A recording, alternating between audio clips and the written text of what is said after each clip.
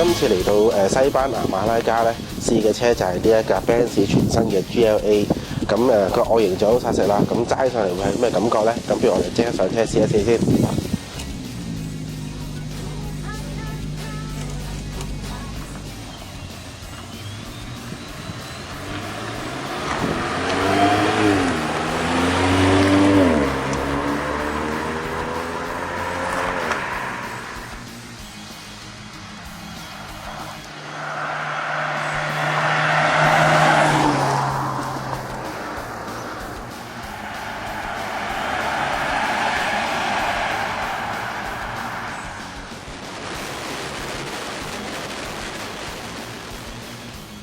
之前嘅揭背車 A-Class 咧就賣到開行啦，咁再之後咧4門套胚 GLA 咧亦都好受歡迎啊！咁既然生產線就已經喺度啦，俾着我係廠，點解唔再整多部車出嚟咧？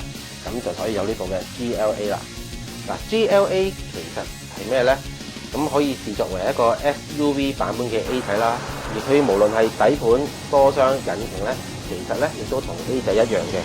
咁最大分別係啲乜嘢啊？嗱，佢嘅車身離地距高咗啦，而且部分型號咧仲加入4驅版本添，用途咧就比 A 仔更加廣泛啦。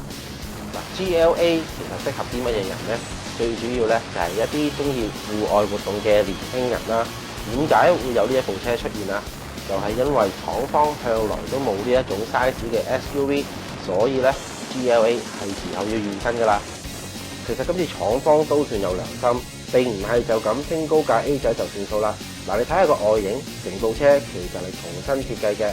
體積方面對比起 A 仔，其實係長咗125mm， 闊咗24mm， 同埋高咗60mm 嘅喎。嗱，你再細心啲睇一睇，個尾燈仲係全新設計嘅添。其實揸 Benz 都係想有人睇啫。今次呢一架 GLA 就絕對可以滿足到你。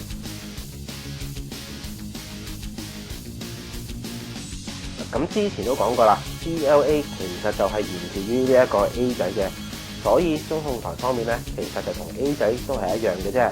最大分別咧，就係由於 GLA 車身長咗啦，同埋高咗，所以後座乘客嘅 headroom 咧，亦都會鬆動啲，而且個行李箱咧，亦都會更加大。最大咧放低後座椅背之後咧，起碼可以放到3個篋都冇問題。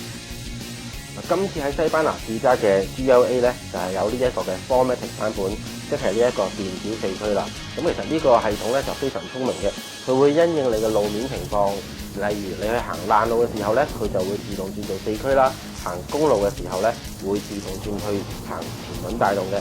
咁好處係乜嘢啊？咪可以慳到啲油咯。嗱 ，GLA 始終都係一個 SUV， 車身咧當然係一定比較高少少噶啦，但係咧，對於佢嘅操控咧，仍然都係非常之出色嘅。喺轉彎嘅時候咧，佢嘅車身嘅擺動傾側亦都唔係好明顯。嗱，總括嚟講咧，呢一架係一架非常有誠意嘅車。